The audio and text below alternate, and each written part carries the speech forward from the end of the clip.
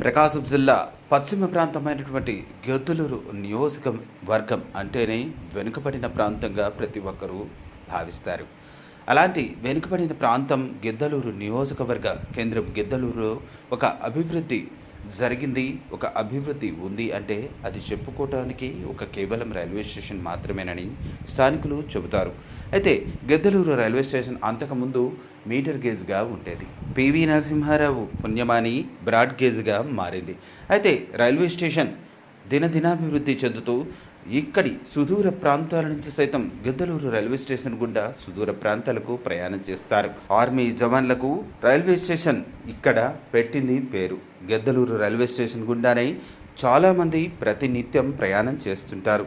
కలసపాడు, కడప జిల్లా నుంచి వచ్చేటటువంటి ప్రయాణికులైతే ప్రతిరోజు రాత్రిపూట వేచి మరీ రైల్వే ప్రయాణం చేస్తారు. అలాంటి రైల్వే స్టేషన్